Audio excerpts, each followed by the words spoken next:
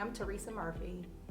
I am the Chief Executive Officer of the TMI Group, where we provide staffing and HR consulting to small to mid-sized businesses throughout the East Coast.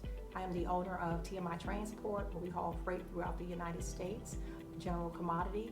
I am also the founder of Theresa Murphy Inc., where we transition women from corporate America to entrepreneurship.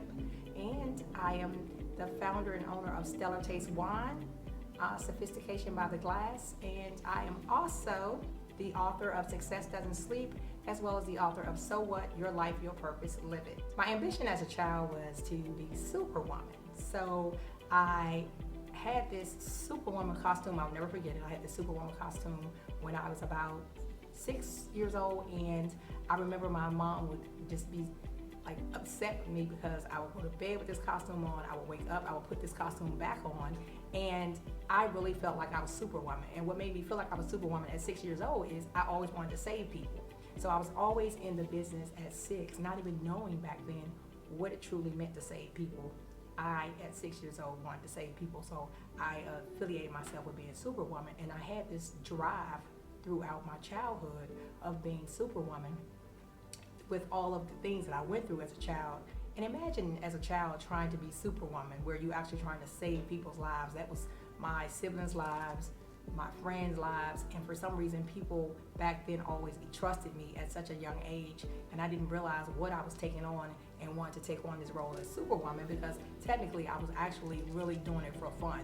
So I would put this costume on and I would show up and I would literally say, I'm going to save the world, to the point where we lived in this high-rise building in Rockville, Maryland, and I would like go to the top of this building with my mom, and I would always stand like it was like a pool at the top of the building. I would always stand at the top of this building and say, I'm going to save the world. It's like I spoke it into existence, and I was only 6 years old. So that costume, believe it or not, I still have it. My mom actually kept the costume.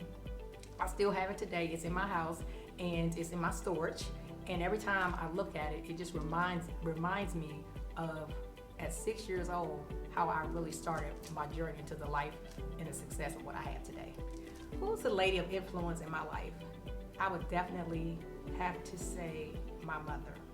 My mother is the lady of influence in my life still today, and she has always been the lady of influence in my life. And the reason being is my mom went through so much, and when I was a child, I always saw how she tried to cover up things to protect her children, and that she went through domestic violence with my dad. She worked 2 or 3 jobs. She made sure that we always had things, and even when she went through her worst, she put on a mask and did not allow her children to be able to see what she was going through. And to me, she's my superhero. I know that I said that I wanted to be I was Superwoman as a child, but my mom has always been my superhero. And going through and seeing her go through domestic violence at such a young age, it just taught me that she was never a quitter, she never gave up. And it also taught me of, with the things that I didn't want to do as an adult. But to see how hard she worked, she also was an entrepreneur. So she owned the dry cleaners for about maybe 15 or 20 years, and in Hollywood, Florida. And she worked hard, and she taught me to never give up. And she always told me, and I still remember that to this day, you can be anything you put your mind to. And I know sometimes your parents will tell their children that because they're supposed to tell their children that, but I really believed her when she told me that I can be anything I put my mind to. And she was the lady of influence to get me to where I am today. So the defining moment in my life when I knew that I was a lady of influence is when I thrived domestic violence. And I went through domestic violence in my early 20s. And I say thrive because I didn't just survive, I thrived domestic violence. And I went through domestic violence in my early 20s, and I had, at the time, with this abuser I had 2 children with, and I went through domestic violence for 5 years. And it's to a point where I was afraid of him. I was afraid of leaving him. I was afraid of what my life may look like for my children if I left him. And I had low self-esteem. And so when I had that pivotal moment that I was a lady of influence is when I decided to get out of my own way. And I realized that I was blocking my own blessings. And so I started to create a plan how to get out of domestic violence. I stopped making excuses, because excuses a lot of times are what we make up for things that we don't want to do. I stopped justifying my reasons, and I started to actually learn to love myself after this domestic violence relationship. And I also I was in a domestic violence shelter, and I love telling the story because when I went to this shelter, I was broken. Not only was I broke financially, I was broken. And I went in this shelter with 2 small children, and we went to these groups. Every day we had this daily meetings with group meetings, and we talked about the things that we were going through in domestic violence, how we got to the shelter, and why we were in the shelter. And for some reason, everybody at that point was looking at me for the answers. I was just as broken as everyone else in this domestic violence shelter, but everyone always was looking at me for the answer when we had these group meetings. And then I found myself giving people hope, and I didn't even have hope. And I found myself helping people believe in themselves again, and I still didn't even believe in myself because I was still broken. But I had this other part of me that was able to help and push other people in my broken state. And so going through 9 weeks of being in a shelter and hearing so many different stories and being broken and having 2 children in a small confined room. This room was very small. It was like maybe a 9 by 12. It was like living in a shoebox, and you have all these bags, and your mental state is broken. And I basically went in, I repetitiously lived the life of what I saw as a child. So my mom went through domestic violence, and I actually went through domestic violence as well. And so you really do live what you learn. And I'm a true believer that you live what you learn. And so we have to be so careful what we teach and instill within our children, within individuals overall. And so thriving domestic violence and being able to get out this shelter and start my life over, so I thought, I still never healed. And so that moment when I decided to really get out of my own way, because there was a point in my life where I didn't even like myself. And it's really challenging and difficult to get up every day and feel like you have no purpose on this earth. But that's how low my life had gotten. I just felt like I had no purpose on this earth.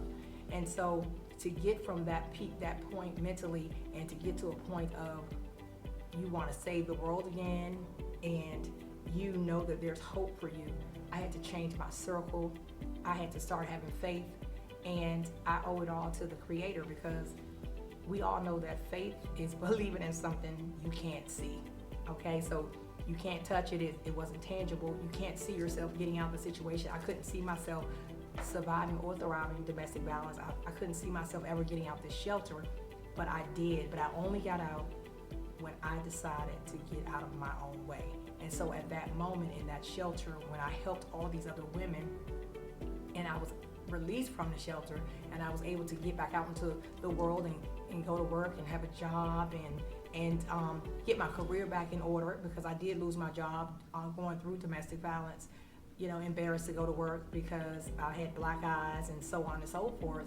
To get back out into the world and have children and start my life over, I felt like that God gave me another chance, and this time I'm not going to mess it up. So Superwoman, from 6 years old, Theresa, she came back, and I was in a 2-bedroom apartment, but I stood on top of the world in my mind, and I decided I'm going to conquer the world. And how am I going to do that? I'm going to continuously to save lives, because I felt that was at that point my defining moment of who I am, who I still am today.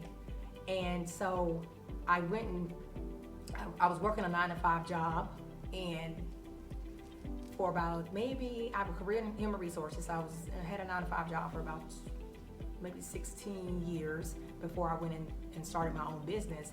And I always knew that when I pulled up to that building every day, that there was something bigger in me that the world needed. There was people out here that actually needed me. I knew that I had leadership skills that needed to be utilized that were not being utilized at that job. And I was an HR director, but I wasn't happy. And so I had to go and find my happy place. And my happy place was going and saving lives. So till this day, my pivotal moments of being a lady of influence is still saving lives. So I have achieved so much success. I'm truly blessed with the success that I have achieved career-wise, with my husband, with my children. But success for me is helping other people achieve success. And that's one of the biggest goals I continuously to work on, is going back and getting other people. So being at the top, it can be very lonely. So my goal is to always go back and get other people. And so success for me is going back and getting other people and feeding and giving back to other individuals so they can achieve success as well. So I will continue to help others on their journey to success, and I will also continue to be a lady of influence.